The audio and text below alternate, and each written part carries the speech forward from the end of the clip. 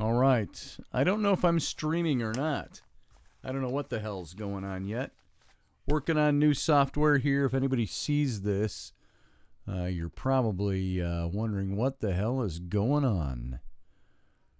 So let me see if it's actually working. Huh, well, there's something. LiveStream, start your encoder. LiveStream options. Folks, I'm just testing software, so if this is actually showing up, you're going to have to bear with me as I'm doing a test here. Let's see what happens. I want to go to my channel. And, boy, that doesn't look right. Feature content, there's my channel. Am I streaming? I have no idea if I'm even streaming. So, video manager. Let's take a look. If anybody's out there and you see this, my windows are all different now because I am trying something live while setting up software. So it says I'm live right now. It says I have live viewers, that there's 7 of you. Let's see what the heck's going on here. Let's see, I don't see a chat room, so if you're in there, I don't see it yet. I'm trying to get this software set up, folks. So if you're seeing this, I don't know what I'm doing quite yet, but I'm giving a try. It's made everything look a little different. I'm going to try to go over to, I want to go to my live stream here and see what's going on. So if you see me there, go ahead and put some comments in there. I'll get to them eventually here. I've just got to see what I'm doing. Haven't used this before.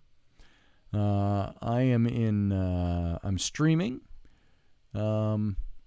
Apparently, it says I have some viewers. Can't see you yet. So I don't know what's going on. I'm not sure what window I'm supposed to be in. So my scenes, my sources, my mixer, my scene transitions, my controls. I've got stop streaming, start recording, studio mode, settings, exit. All right, let's take a look at settings for a second here. Let's see. And again, this is nothing exciting.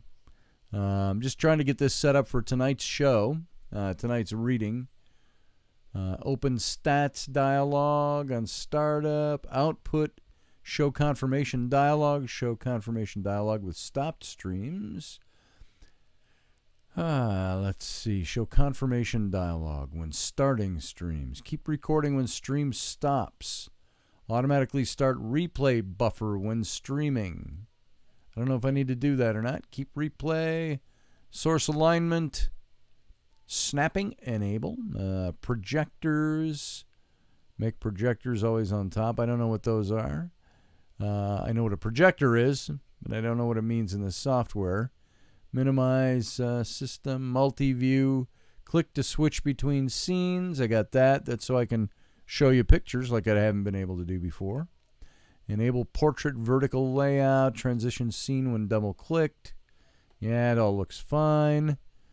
It says I'm live and that I've been going for 3 minutes, almost 4 minutes now. Scene. I don't know what a scene is. I don't even know if I'm broadcasting, frankly. But, again, it says right here the visibility is public. It says, I saw something that said that there were 7 people watching. Let me go back here and see if I'm in the right spot. This is my webcam stream, my stream, which is beta, new stream, public education, manage, Scotty Roberts live stream. It says I'm live. I'm just going to click on that so I can view it. Let's see. Edit, share, live dashboard. Let's see what that's telling me. Concurrent views, 8. It's got 4 likes so far. There we go. There's a chat room. Read your damn chat. I couldn't find it, Rocky. I'm in, now I am in, so I must be broadcasting. Yo, Rocky. I think you can hear me. Rocky's going to smack. Hey, I'm brand new. I've been on this software for all of what? 7 fucking minutes? I'm trying to figure it out right now. So apparently I am streaming, but the stream window I'm seeing is different. It's delayed, and I don't remember hitting a delay. It says I have an excellent connection. Let's see. Hey, Kitten. Hey, Gemma. Hey, Leslie. Hey, Charlie. I'm here just trying to make a better show. And so I'm testing software today. Wow, there's a lot of comments in here.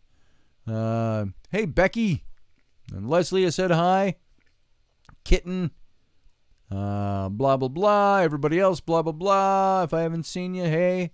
Thanks for hanging out, just watching me do a beta test here. Well, I don't even know what's called a beta test. I'm doing a test. Hey, there's Mr. Bauer, Professor Bauer. This is like watching my grandmother work on Etch-a-Sketch. Yeah, hey, you see what this is? Can you decipher that, Bauer? Can you see that? Rocky, this one's for you. You see that? Let's see. My lips are moving to my words. That's a good thing. Fantastic. So you can hear me too. It actually said I needed to download different software for my audio, but I didn't do that. So, but you're apparently picking me up.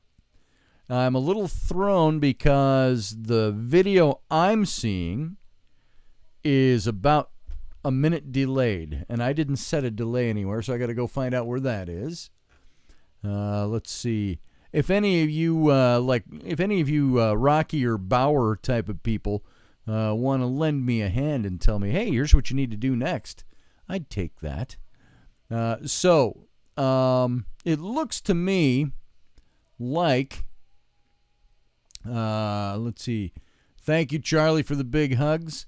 So it looks to me I've got like a minute delay on this. I'm going to go see if I can undo the delay. I don't like the delay. It throws me off. I like to see the screen. I like to see what I'm doing live now. I'm a visual person.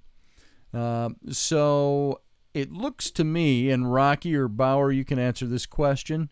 When I start my OBS software and I start a stream there, it's all connected up with my LiveStream key and all of that stuff. I start in that software rather than sit over in.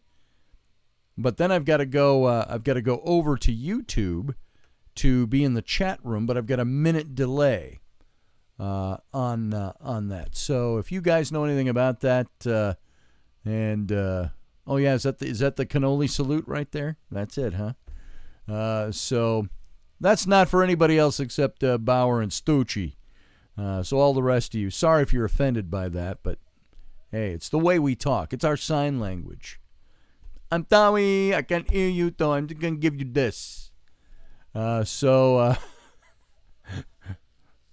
see my sperm count in gematria, LOL, when someone gives me the bird. Sound is great. Lighting is much better.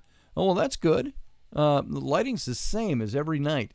Maybe you're just used to seeing me on Rocky's show, which always blurs my video for some reason. Let's see. And Rocky, I'm assuming I'll be able to connect with you for the radio show, the Situation Room, via this software as well. I'm guessing, but I don't know. So, good. If everything looks good, I'm kind of doing this by the seat of my pants right now. I'm going to watch some tutorials. What I want to be able to do with this, and the reason I loaded this software, was so I would be able to access outside images and bring them in. So like right now, if I wanted to throw up an image on there, I don't know how to do that yet. So I'm still tinkering around. Like I said, I've been a whole 10 minutes in this software now. Well, I do get a live video stream in my OBS software, but it's a minute delayed, it looks like. So I can go over to my settings. I did see something about delay there. Let's see, delay. Where did I see that? System tray, projectors, source alignment, snapping, output. Let's see, theme is dark. How about that? Let's see, show confirmation. Where did I see the, I saw something about a delay. Maybe it wasn't in here. So I got to see how to turn off the delay. I don't like the delay unless I absolutely need the delay for any reason. I got fade. This is scene transitions. Now I'm going to assume that scene, you're seeing a scene right now. If I want to add an image, that's what I'm looking for. I don't see where that control is, so I'll find it. I'll just keep looking at it. Origin of the bird. That's an interesting topic. I've researched it. Did it have something to do with the bowmen, the boyars, in the medieval times? And that was pluck you. I heard that's what that came from. They were showing that they didn't cut off their plucking finger, something like that, Jamma. And you're a minute delayed, so I won't even see the answer to that for another minute. So let's see. Good afternoon, Michelle. Nice to see you. And sound is great, lighting's great, is the last thing Bauer said. So what I need to do is mess around with this software and figure out how to do things. I don't want to turn it off because I don't want to have a bunch of videos up there that I'm going to have to go back and delete because they're nothing but tests. So I'm going to see if I go in here and I want to add an image. I want to find out if I go to a help, unless Rocky, you know how to do that. Are you still sitting over there? Have you left already? He had to go into work. So crash reports, join, visit website, help portal. I see that. Scene collection, file, show recordings, edit, view, and let's see, full screen interface, multi-view, docs, toolbars, profile, scene collection, tools, automatic scene switcher. See, now I don't know in the software if the definition of scene is that bringing in an image? That's another scene I'm adding in. This is what I've got to find out. So it's got like a plus for the scene. Please enter the name of the scene. We'll just call it, I'm going to see if this works. Picture 1. And hit OK. Changed it. It's doing something. I have no idea. Source changed. So get rid of that. Yeah, I want to remove picture 1. That brings my video back up. So that's what I got to do. Got to find out what the hell I'm doing here. We looked up the library in high school. I wonder if they've embellished on it since then. Let's see. Pluck, bows, and arrows. Yep. And the way they would stop. Oh, see, now I don't see a video over here in. There it is. Oh, that's because it was it's the minute delay. I went back over to YouTube and I didn't see a video. It was a blank screen. I could see the chat room. It's the delay. Delays throw me off. So let's see. Yeah, that's right. The bird in England is like this or like this, and they use the 2 fingers. I saw one guy in his dashboard behind me once hitting his dashboard like that because I was going too slow, and it was the first time I was driving on the left side in England. And I'm like, dude, I don't know what I'm doing. So it was kind of like this test. I was like, let me get up to speed before you start flipping me the bird. So audio and video is boss, says Michelle. That's good to hear. Yeah, no middle finger for the boyers, and there was no plucking your strings to be able to shoot an arrow. And fuck you actually came from pluck you, is what I had heard as well. They were showing the enemy, hey, we got our plucking fingers, so fuck off. So that's my understanding of that as well, Jama. So if I want to add an image in here for you to look at, I'm on, first of all, Lewis, I'm on a Mac, and I've got OBS software. I want to be able to say I'm talking to you. I'm doing the reading tonight. Now I want to show you this hieroglyph. Let me call it up here so you can all view it. Rather than holding my book to the screen, which I've been doing because I don't have the software for it, I need to know how to import and show you a picture over an OBS. And I'm wondering if I can see the stream, the the chat room over here in OBS. So I see myself live in OBS. If I go over to YouTube, I see the delay. That must be an automatic thing. Space is water. Wow, hi, Scotty. I caught you live at long last. Must be late where you are. Yeah, and you're actually, Space is water. You're catching me doing a test. This is just a test run. I'm not even doing a show right now. Trying to figure out some software. It's a lunchtime testing show. And so, yeah, it's 1:10 p.m. here, my time. So where are you, Space is water?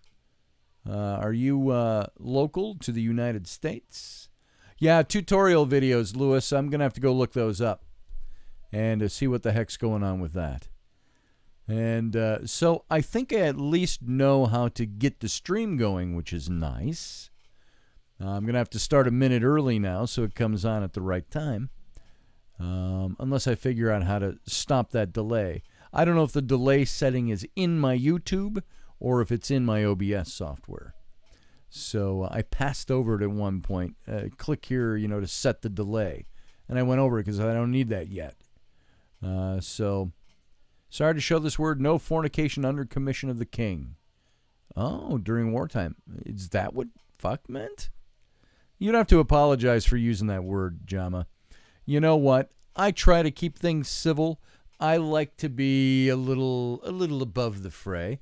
But at the same time, I love the word fuck in all its different variations. Because as you've all heard by now, fuck can be used as a verb, a noun, an adjective, an adverb, personal pronoun. You can use that word for so many different things.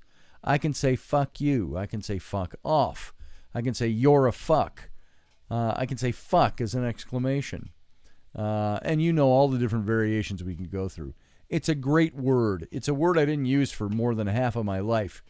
I was a Bible college student, a seminarian, and I just didn't talk that way. I also thought it was lowbrow until I hung around with too many professors and found out they all use the word too. So I'm dropped the fuck bomb at least twice by your count. Oh, there's going to be a lot more, especially during a testing stage.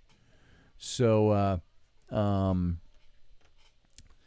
glad I cracked you up. Space, where are you located, by the way? It's, like I said, it's about 1:10 p.m. here. It's 1:11, so it's all ones straight up where I am in the afternoon. Yeah, fuck punctuates statements nicely. That's very true. You can use it as in the sexual tense. Do you want to fuck? You can use it. That was a great fuck. You can also say you were a fucking fuck during that fuck. So, there's different, I'd like to create a sentence where you use all the different forms of that word in one sentence with no punctuation. So, Space, you're in England. So, what is it? Are you 7 hours ahead of us right now? Is it 8:10 p.m. there? Thereabouts? I know when we used to do shows, Rocky and I would do shows with John Ward when he was over in England, or when he was in Egypt. I think he was in the same time zone as Great Britain, if I'm not mistaken, or at least an hour off there. So it's 19:11 there. So it's 7:11. So you got you're what? You're 6 hours ahead of me. And Rocky's a whole 15 minutes away from me by car. So we're in the same time zone here, Central Standard Time. Jamma says, "What the fuck, Scotty? LOL." Or WTF. I guess it's the lighter version.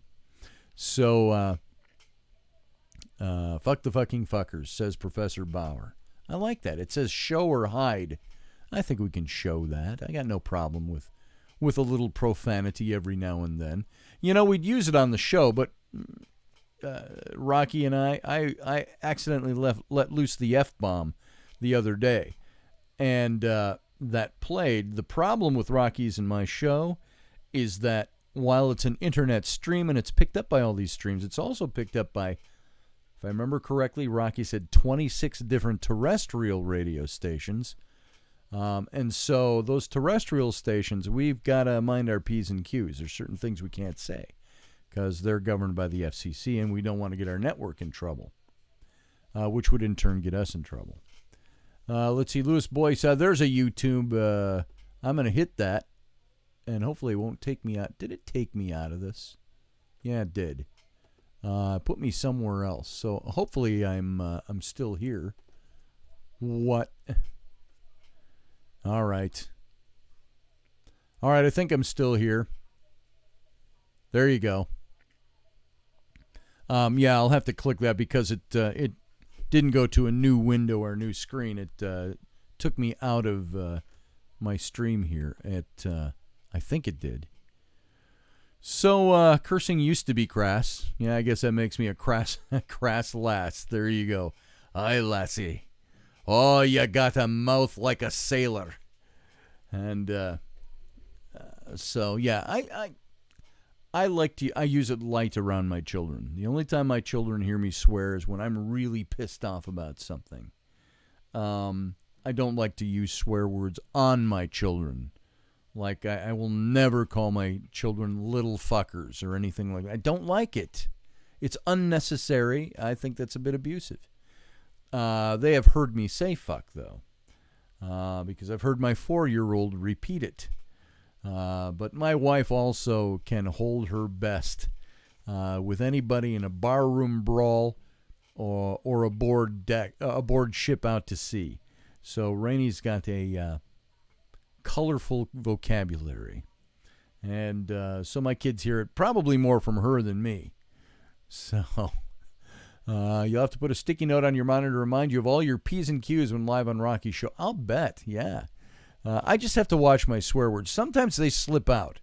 I mean, we're talking about stuff sometimes, and you want to say, things like, fuck him when you're impassioned and you're talking about something. And we can say F him. We all know what the word is. It's like one of my pet peeves, I'll tell you, is the phrase, the N-word. It's like, are we not all adults? If we're talking about the N-word and we're having intellectual discourse about the N-word, for instance, we were talking a year or two ago when we first learned that, it was 3 years ago maybe, we learned that Mark Twain was being censored in public schools because he used language that is now insensitive. Because he used the N-word. And see, I'm even saying it. And I feel like such a child. That's what we did when we were kids. Oh, Roger, you can't use the N-word. I'm going to tell the teacher. You will get to miss recess. That's a problem for me. If you can't, and to say, well, people are offended by the F word or the N word. And to that I say bullshit. A hearty, fucking heartfelt N-word, bullshit. Because there are people that use that word themselves within that community. So it's a problem when you cannot conduct intellectual discourse about something without having to talk like a child in fear of offending somebody. Which brings up my point that you can't offend me. You know why? Because offense is a choice. You choose to be offended. So there you go. That's for free. Leslie, you talking about the N-word or the F-word when you say you hate that word? We used to use the N-word, and we didn't even know what it was. We didn't know what it meant. And same with the other F-word, the faggot word. There I whispered it, so now it's not so bad. We used to call kids faggot just because, oh, shut up, John, you're faggot, fag. We didn't know that it had anything to do with sexuality when we were using that word. But then we grow up and we find, oh, you can't use that word. But then you find out the gay community uses it. Oh, John, he's such a fag. Shut up, fag, bitch. You hear that stuff all the time. So the big question is, we've become this oversensitive society where you can't talk like somebody else because only they can use that word. That's like honky. Should I be able to say black people can't use the word honky? Or a gay person can't use the word straight? Because you're not straight, therefore you don't know what that word means. You can't use it. Only my community can use it. Straight white guys. I'm a straight honky. So you choose to be offended. Yeah, that's true. That's the way I see things. Now, that's not to say I'm never offended. There are some people that can say something that will offend me to my core, that's very offensive to me. And I might say, shut up. Shut the fuck up would be the thing I'd normally say. That offends me to my core. That's a problem for me.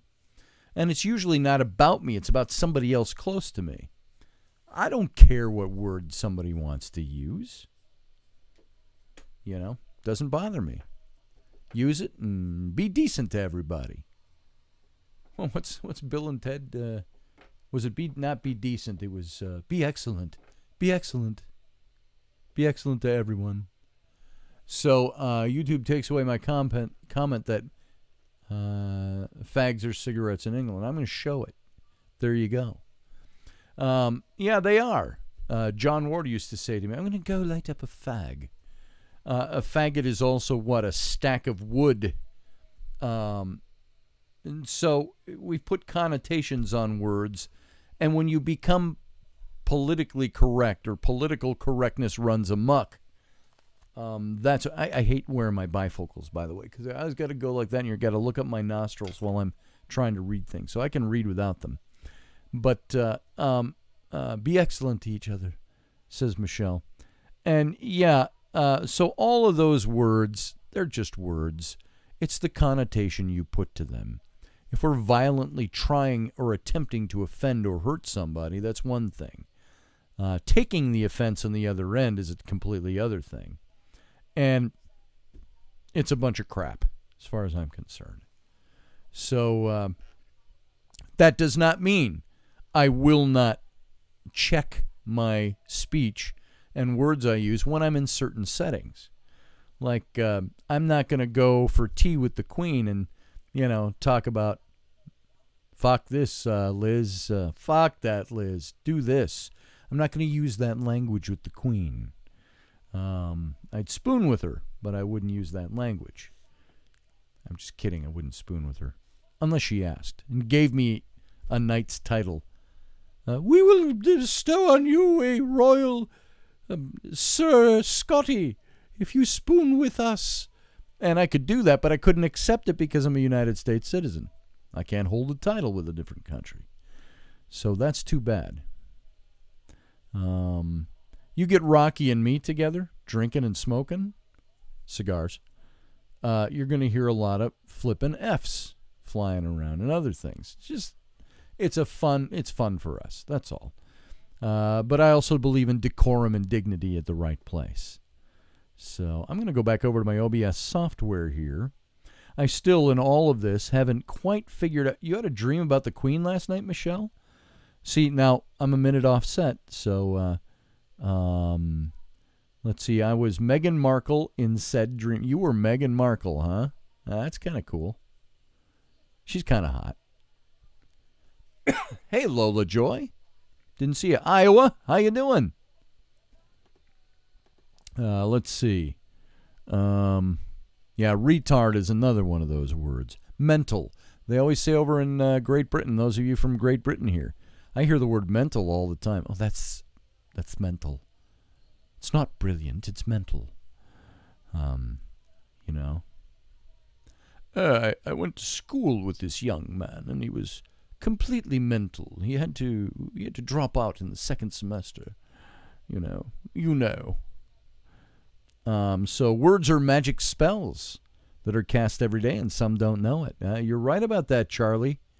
I think that there is a lot of magic that we engage in that we don't know we're engaging in sometimes because we're putting the utterance out there. It's interesting. I designed a book cover for an author, and she was talking about El Diablo down in Mexico and some of the experiences they had down there with exorcisms and things like that.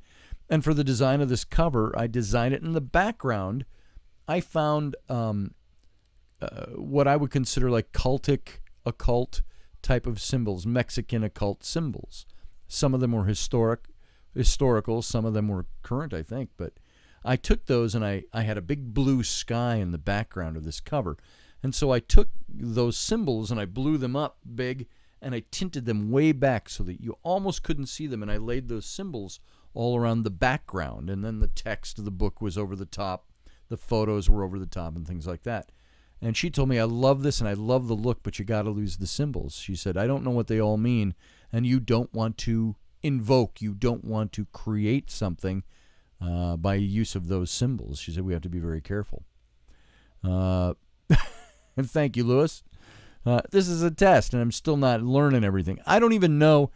I don't want to drag everybody through me looking up software or playing a tutorial, so I'll probably have to do another one of these just to figure out how I'm doing things. Let's window lickers. They call them intellectually challenged. We used to call them waterheads. Waterheads and wigglies. Go figure. Sorry. There was, who was that comedian? Larry the Cable Guy. He was doing his Christmas songs, you know, kind of talked like that, and he's doing his Christmas songs, and he had one. He goes, here's a good one for you. Ronnie the Wiggly had an 8-pound waterhead. He was 5'3", and he said to me, my name Ronnie. So that is as politically incorrect as it comes, but it's funny. You know, many of us will feign, injury. Oh, I can't believe he said that. I'm never going to listen to him again until nobody's around seeing me listen to him, because we find that stuff funny. But it's not funny. What if it was your child? Well, it's not my child. And if it was my child, I'd try to find ways to lighten the stress of it all by being funny with it. Let's see, window lickers. You're going to have to give me the etymology of window lickers, by the way. So I'm going to look up some tutorials. I got to figure out how to make this thing work the way I want it to work. According to Professor Bauer, the visual is good, the sound is good, so that's good.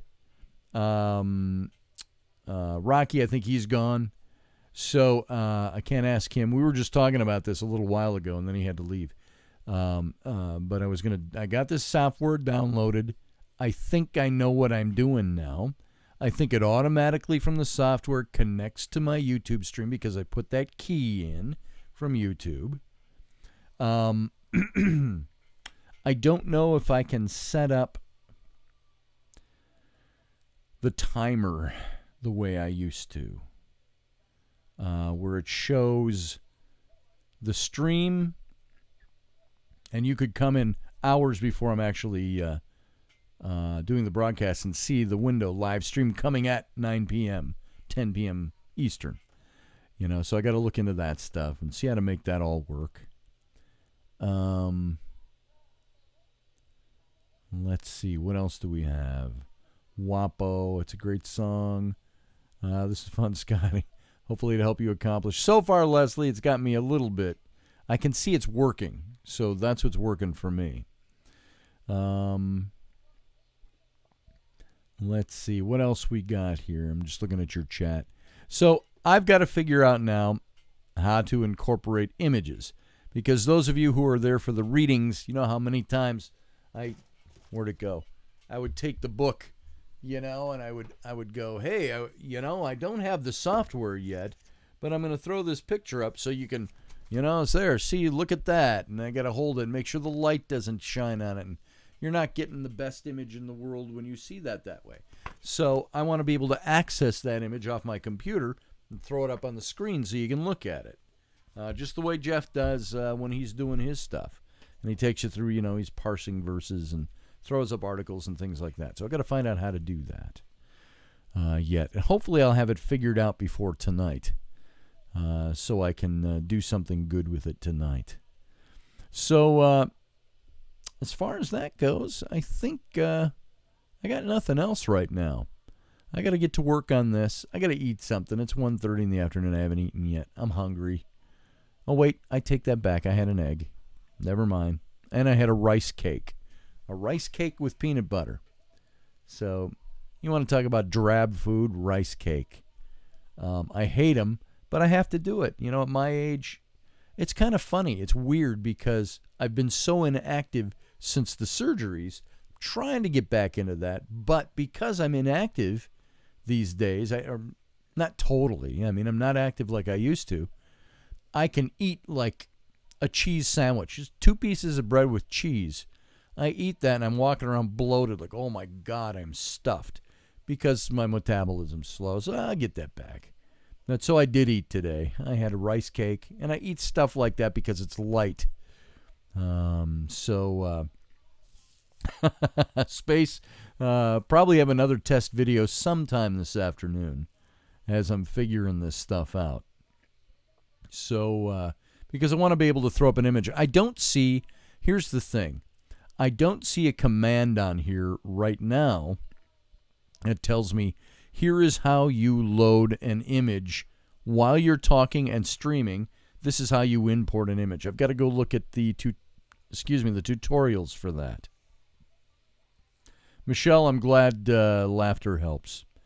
You know, you're almost 47. You have almost 19-year-old son. I'm going to tell you something. I'm 58, going on 59 this year. I'm 58 and a half. So I'll be 59 later this year. I've got 6 kids, as you know. I've got 3 from a previous marriage, that my twin daughters who are 27 and my son who's 18. And in between, as some of you know, most of you know, I got sole custodial care of my kids.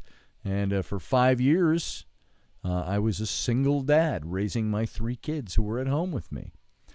And it was a wonderful slice of my life, I got to tell you. I really enjoyed that period of my life. And then I met Rainey in there, and she came in and she took over with me.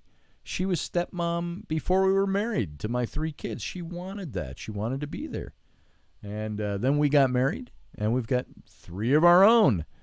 I remember telling her, I don't think I'll ever have any more kids. And that's okay. I love you, and all that. And within a year and a half, we had a kid. We had Flynn. It was longer than that. Let's see, he'll be 10 in August. Rainey and I have been together since early to mid 2005. So then we were married in 2007. So I understand what you mean about there's stressors. They're usually revolving around money and trying to make life work the way it's supposed to work, the mechanics of life. And thank you, Space. I appreciate that. Of course, you're only seeing me right here. I'm fatter than I used to be. That drives me insane. I get this, and you get this, and you get the fat around here, and you're going, where'd that come from? I thought I had a 38-inch waist. Why do I have to buy 42s to fit them on anymore? Kind of thing. You go through that. And I don't weigh anymore. That's my body's redistributing because I'm inactive these days. My hair's all turned white. It only looks a little darker in the lighting here. You get me in the sunlight, it's white. And yeah, Michelle, I get that stuff. You were divorced when your first son was a baby. I was divorced from my ex-wife of my 3 children when all I had was the twin daughters. And there was one day, we're in the middle of the divorce period, and I stopped out at the ranch, which we had a 40-acre horse ranch, and I stopped out there to pick up some things, and my ex-wife walks into the room buck-tea naked, and she sidles over to me naked and says, "We can do this one more time, even though we're getting a divorce, right?" Now, you all use your brains. I'm a guy. Yeah, I have thinking capacity. I know how to make good decisions most of the time. But what do you think my response was? Hell yeah. And that is where my son, Sam, came from. And he just turned 18. And so it's funny to think that was 19 years ago. And so my son was born into this. And then, of course, my wife and I were divorced in 2001.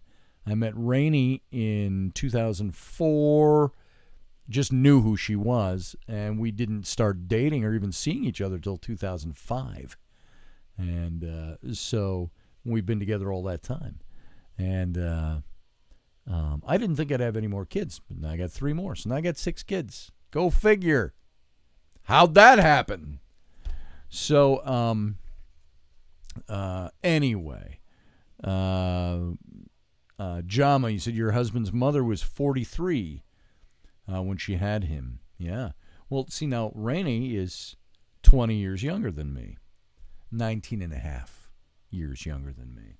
Part of the year we're 19 years apart. The other part of the year we're 20 years apart. And so I'm 58. She just turned 39. And if you're on my Facebook and you see some of the pictures I put up, my wife hasn't changed a whole lot in the last 15 years that I've known her. And she looks fantastic. She's gotten a little more sassy. She's harder on me. You know, when we were first dating, she never yelled at me. Now it's like, what the fuck you doing? Get this thing done over here. I'm like, yes, ma'am. You know, early on in our relationship, I started using the line with her, hey, I take requests. I don't do orders. And that never worked, so I still have to do things. Yeah. And again, I'm almost 60, and I'm feeling it some days. Sometimes I don't. You really defy it. You want to stay. It's not that, oh, where is my misbegotten youth? It's not so much that as I hate the idea of thinking, should I remain healthy or get my health back to what it was? In 10, 15 years, I'm going to be an elderly dude. It's like, what's the fun in that? I look at houses nowadays, big houses. I go, man, I want that. I want to do that with our house. I want to build a little stone castle with a big courtyard and gardens and all this and walls and stuff and have this cool stuff. And by the time I have it built, I hope I'm not too old to enjoy it. It's like, oh, I built this great grand stone staircase, but I need an elevator to get upstairs. I hate the thought of that happening. And so this whole staying in shape thing is driving me now that I've gotten past, I think, the initial healing stages of everything.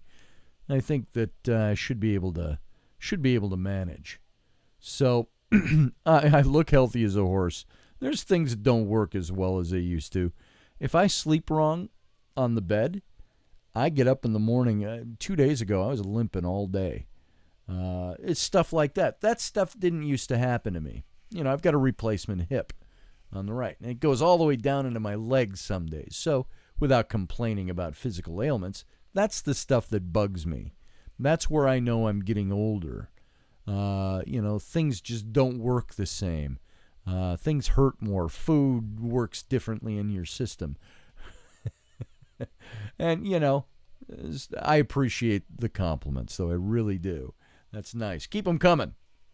So my wife still loves me.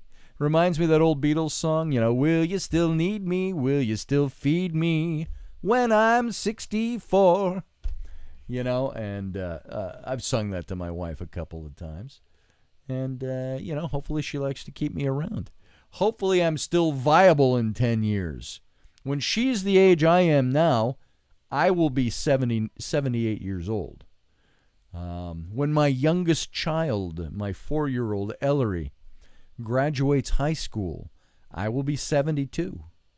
And so there's one regret I have, if you can call it a regret, is that my young kids growing up will never know me as the strong, lumberjacky, dark-haired, muscular dad that my first set of 3 kids knew.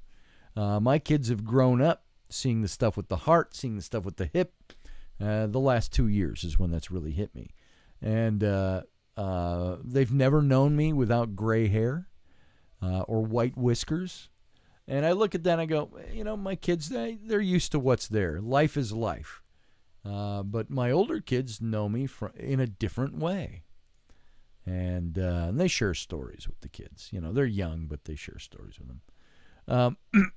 So geriatric, that's a word I'd like to avoid using in my life, about my life.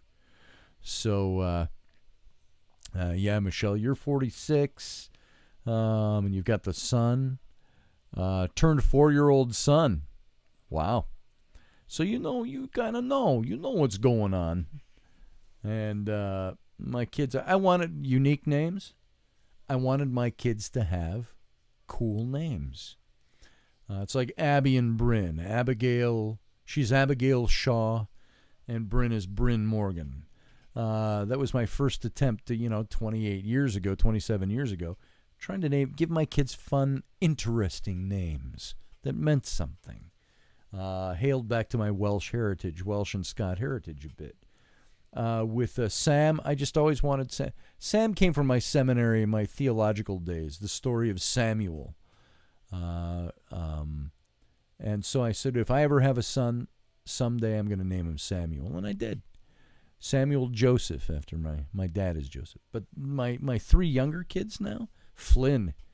I wanted a name that reflected heritage and at the same time reflected a bit of adventure and fun and that wild abandon of life. And, of course, I was a big Errol Flynn fan and likened myself being like an Errol Flynn. We used to do the Renaissance Festival, and we were more, let's put it this way, we weren't the peasantry, we were the nobility, and we dressed that way. But we always I was part of the stage combat community. We used rapier dagger and learned from the old Capo Ferra books from the 1500s, and which was actual sword and dueling and defense and so on. But we modified all the moves so we didn't kill each other. And so I wanted that for my son. I want him to grow up that way. And I thought, I'm not going to name my kid Errol. And there's some negative connotations about Errol Flynn, the kind of lifestyle he had. So I thought Flynn. Why not Flynn? I love that. So he is Flynn Liam Roberts. And then Rowan is Rowan Clare. I just wanted to be melodic. Rowan Clare. And Ellery is Ellery Scotland with two N's. Scotland. And there you go. Errol Flynn, yes, Leslie. I remind you of a swashbuckler. Well, thank you. In my skinnier, darker-haired days, I was. So, anyway, blah, blah, blah, blah, blah, blah, blah, blah, and all that stuff. I'm not doing any testing here, am I? I'm glad that this works. Nicholas and Nathaniel, those are great names. Nick and Nate. Those are great names. If you had twins, it'd be a great name for twin boys. Nick and Nate. I like it.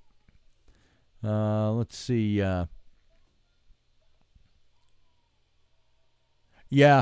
Charlie, you're spot on there. Your life as a dad is complete when your wife tells you and your son to stop farting at the dinner table. My son Flynn, he likes to walk up and stealthily attack with his bodily gas. I'll be sitting there. I'll be making food for dinner or eating. And I'll just come and go, "Wah!" And I look at him, I go, "Son," and he starts laughing. And then Rainey reminded me just the other day, over the weekend, she said, "May I remind you, husband, that you taught Flynn his first response to farting in public." And I remember that. I used to tell him, "Hey, Flynn, if you let one go in public, don't be embarrassed. Just say one of two things. Either go, 'Olay!' and put your arm up." I said, or go, "Mansent." And that's what I taught both Sam and Flynn when they were young. And I taught my daughters other things to say. I didn't tell them to say "mansent," but "Olay" was always a good one. Olay! So, dun dun dun dun dun dun dun dun dun dun dun dun dun. It was listed on a twins name website, Scotty. So Nathaniel it was. Hey, that's nice. Jama, Lydia, Elliot, Emma, Gideon, and Lillian. I like that. Lydia always reminds me of, and I sing this to Ellery. I use Ellery instead of Lydia, but you remember the Marx Brothers. Lydia, oh Lydia, have you ever met Lydia? Lydia the tattooed lady. So, at my church when I was a youth pastor, there was a couple that had a very young child. She was 2 years old. Her name was Lydia. And we were sitting in the office one day. She wasn't feeling good, and I happened to be there. And she threw up. and I caught it in my hand so it wouldn't get all over the carpet. And that's when her parents said, "Oh, well, we know you're a dad now. You caught that in your hands." And so to cheer her up, I would sing Lydia, the Tattooed Lady. So, I like that song. So, anyway, I'm going to have to go and look at some tutorials. I've just, in essence, blown off how much? 45 minutes of my day, which will never return to me again. And I don't know. Maybe we'll edit this a little bit, and maybe I'll put it up, leave it up there as a test. George Carlin said, "Farts are hilarious. It's shit without the mess. Ain't that the truth?" I like George Carlin. I like the stuff he says. Lydia, the seller of purple, yes. Wasn't she the main squeeze of the Apostle Paul? And Lydia, the seller of purple. I always wondered about her because you don't hear much about her, but you know what the seller of purple was. So you know what that was culturally, historically. So she was, probably a well-to-do businesswoman. Had her shit going for her. And in a culture where women weren't always as appreciated. I see that. That's very interesting in biblical sense. You see women subjugated because of the culture. You also see some women rise to the top. And I don't know if they just kicked ass along the way and all the men are scared of them or what it was, but I think she was a pretty cool person. Wouldn't she be an interesting person to do a study on? I don't think there's a lot about her, but to fictionalize her. On that, I'm just going to tell you this for free. My agent had approached me a couple of years ago and wanted me to write. Those of you who are listening to the Exodus Reality and have heard me talk about Senenmut and my theory on Moses, she had asked me a couple of years ago to write a fictional novel on Senenmut. And she said, write it in that sense of young adult. And she was thinking like the Twilight books and movies, like Harry Potter, like the things that appeal to teens as they're growing into college age. And so it could be intense, but not over the top. And I said I'd like to do that. And I started writing it, and I dropped back, and I had too many other projects going on. She wanted me to create a trilogy. She still does in the back of her head, but now I'm working on this 10 Breaths of Ra and the Book of Enoch one. And so that, again, that takes a back seat. But I had a couple of theories that struck me. Do you remember last night, if you heard the reading on Moses? We talked about Rechmir, who the tomb paintings from Rechmir were what I used in the graphic for last night's show. And Rechmir was a grand vizier who, when Hatshepsut died and her stepson took over in his rightful place as Pharaoh, Tutmosis III, he chose Rechmir as his grand vizier. And Rechmir was with him through the whole 40 years of his reign. And then Tutmosis had his son Amenhotep II, who he was co-regent with for a year or so before he died. And then Amenhotep II took over, and Rechmir lived through that and transitioned over as the Grand Vizier. But he's in his 80s, and he eventually dies. In my story, I've got... How would I back this up? Tell this cogently and quickly, is that in Egypt, the Grand Vizier was known as the Pharaoh in the place of Pharaoh. Meaning if Pharaoh was off on campaign, or Pharaoh was gone, or Pharaoh was sick, or whatever it was, the Grand Vizier was in essence the Pharaoh in the Pharaoh's place, 1 foot off the throne. And so Rechmir being a Grand Vizier, frankly, Senenmut being the Grand Vizier to Hatshepsut, they were 1 step off the throne. So I had a theory, because in reading the story about the 10 plagues and the Exodus, you've got all these things happen, and then the Exodus, Passover happens, the Hebrews all take off. Done. Gone from Egypt. Egypt left in shambles. You've got the Pharaoh in the next scene, in the biblical account, talking like he didn't know what had happened. He's like,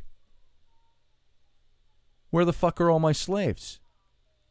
If I may add a little conjectured vernacular there. Where are my slaves? And he's told they've run, and so he mounts up his army, and they go chasing him. Now, the interesting thing, he mobilized that army in like a heartbeat. This tells me a couple of things. Amenhotep II, who was the pharaoh, I believe, of the Exodus, had 5 successful military campaigns in the first few years of his reign. He was a young man, 18 to 23 years old in that range of time. And I think he was out on campaign, and I think that the pharaoh of the Exodus and the 10 plagues may have possibly been Rechmir, the Grand Vizier, the pharaoh in the place of Pharaoh. Because there are scenes which seem to indicate that Pharaoh, when he got back, or when he's on the scene, post-Exodus, he didn't know what had happened. So he mounts his army, he goes, hell no! And he goes chasing down his slaves. Well, Rechmir disappears right around that same time. He's gone off the scene. He dies. I think that may have been a forced death, is my conjecture. But in this theory, I'm thinking, Rechmir would have grown up at the same time as Moses, in Egypt, in the house of the nobles, attending the school of the nobles. And so for the fictional part of this novel, the neat thing about a novel, you can be historical and accurate, but you can add a whole lot of other junk to enhance your story. I've got him and Moses, who is Senenmut, growing up together, going to school together. They're close friends and allies, and it's Senenmut who gets chosen by the house of Hatshepsut and Tutmosis II, her brother husband, who dies, and then she becomes co-regent with the 3-year-old Tutmosis III, and we know the rest of the story. But I have this great bitterness, fictionally, that grows between Rechmir and Moses, Senenmut.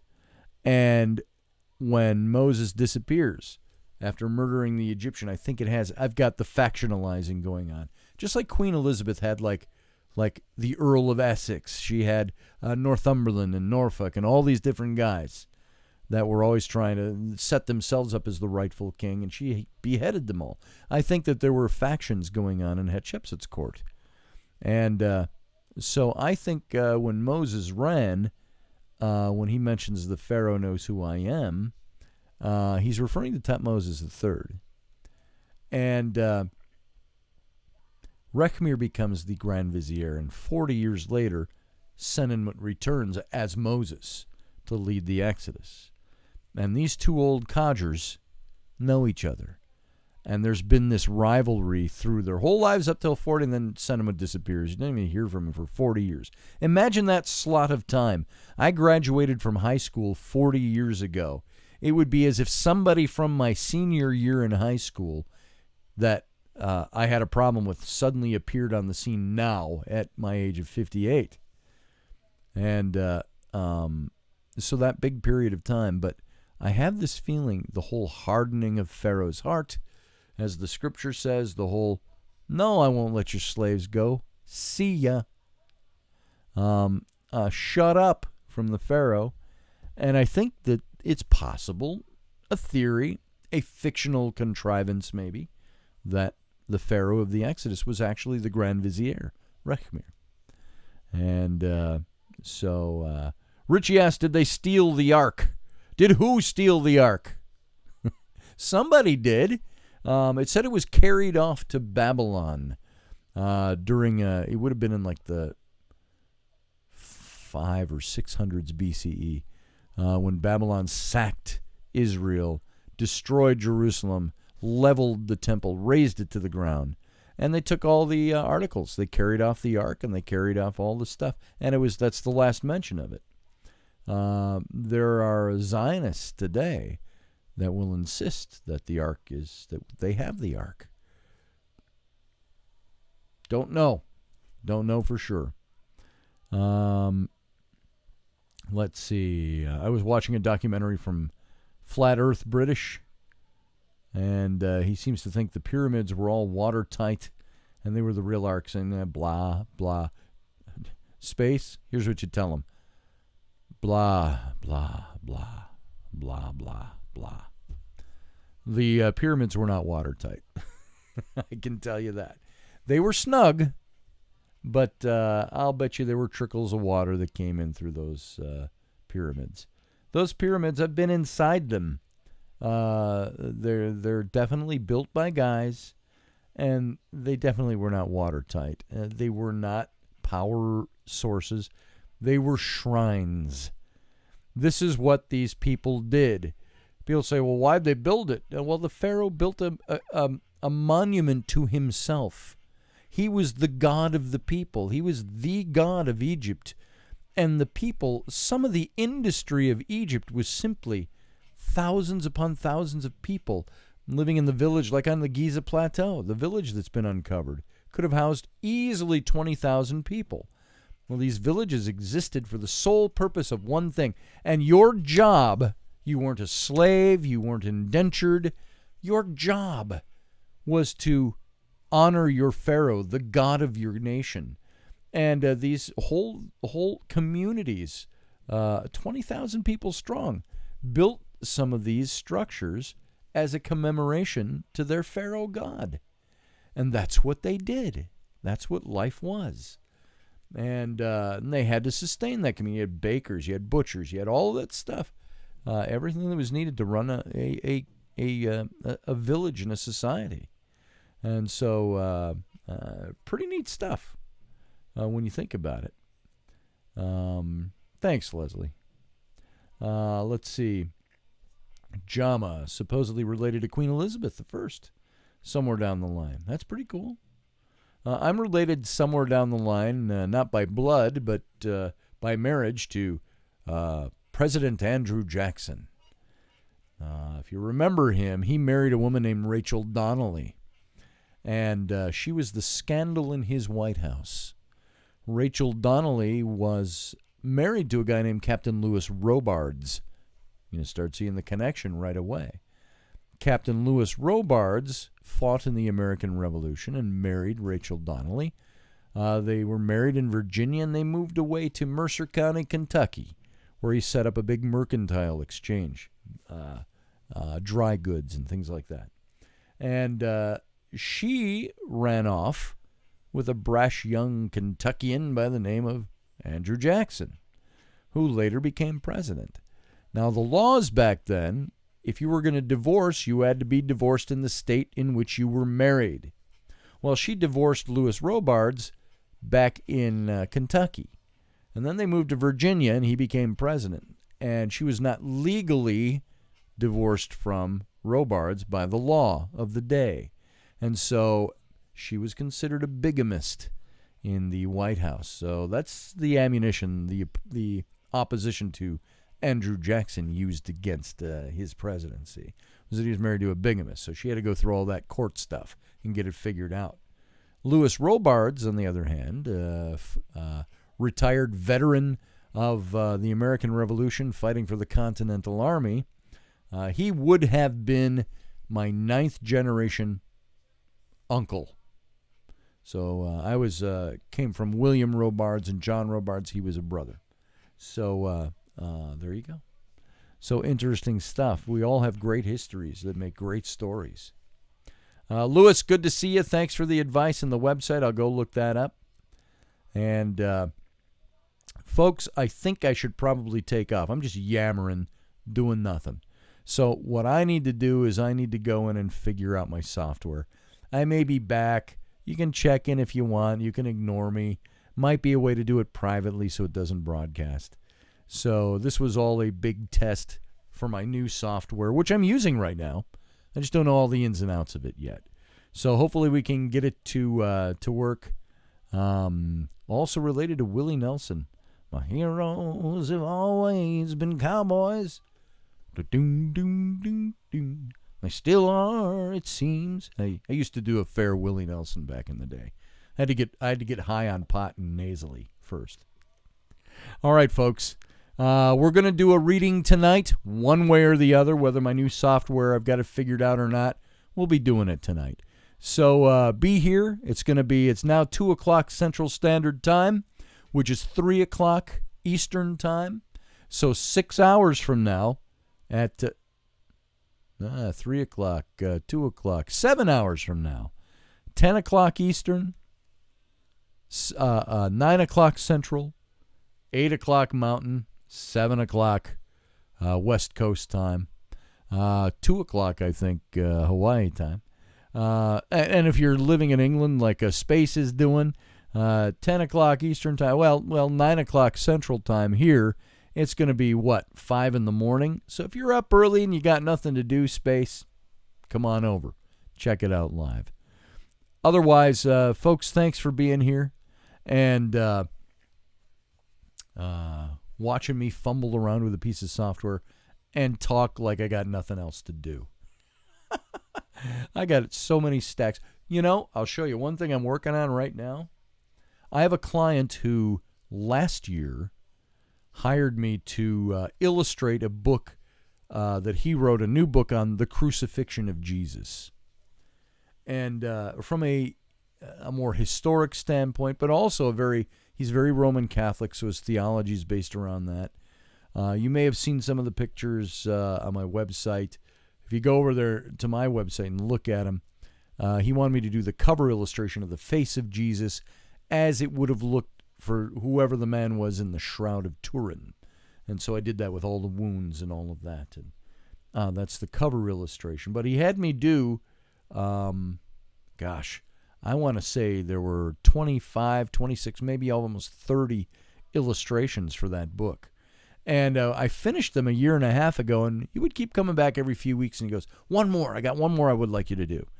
And now it's been over a year since that project's been done. He wrote me the other day, and he said, I got one more. Can you do, he wanted me to show Jesus praying in the garden with the sweat that was blood. There's a word for it, edema or something like that. I can't think of what it's called, where blood vessels break into the sweat glands. It's from great anguish, from great stress, and that happens. And I looked it up. It's hemo something. No, that's right. It's HEMA something.